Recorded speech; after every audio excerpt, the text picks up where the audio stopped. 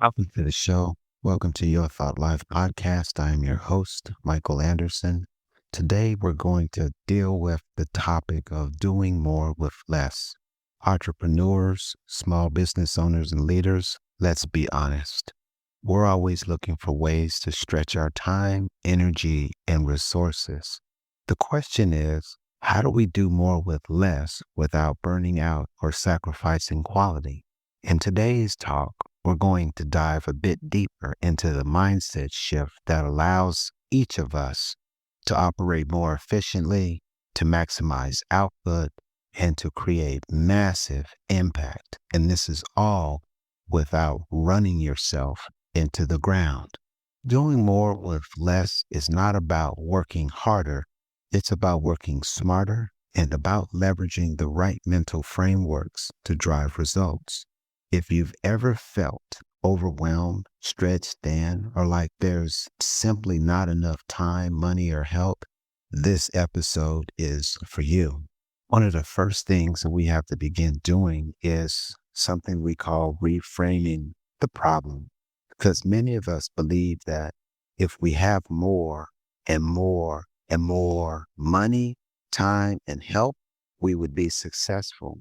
But science tells us that constraints often fuel creativity and innovation.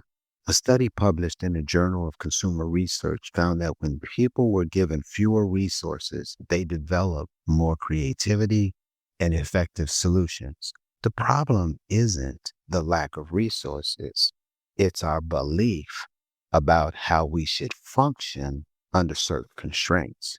But when we shift our mindsets, we believe and begin to see that the limitations are nothing more than a launch pad rather than a roadblock.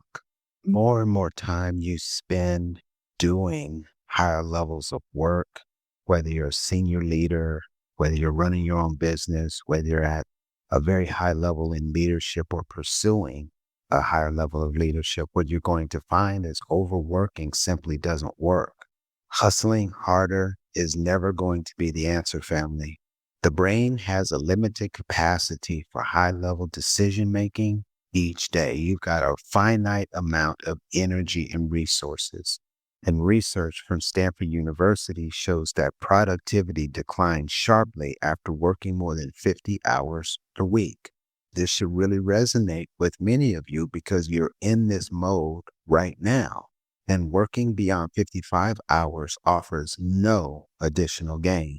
Again, this is research coming out of Stanford University, one of our premier universities. If your strategy is simply to work more, you're setting yourself up for what is known as a diminishing return or diminishing returns plural. The solution? Glad you asked.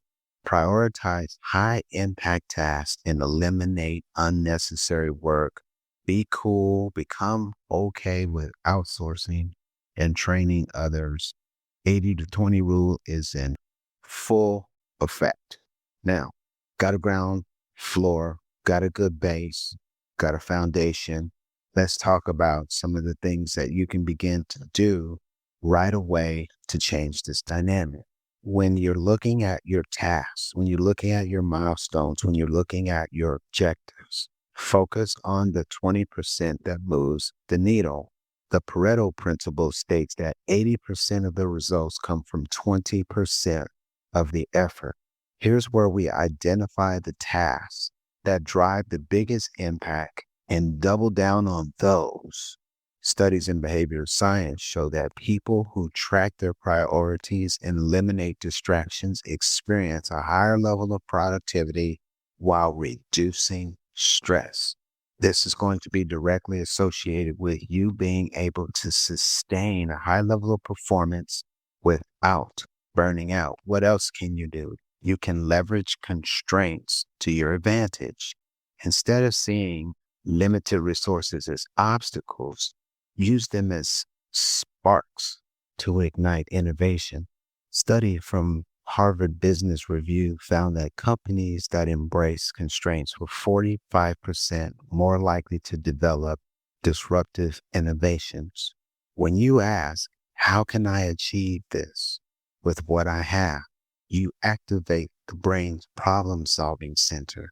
Again, see these challenges as phenomenal opportunities to leapfrog you forward rather than as restraints. This calls for a mindset shift.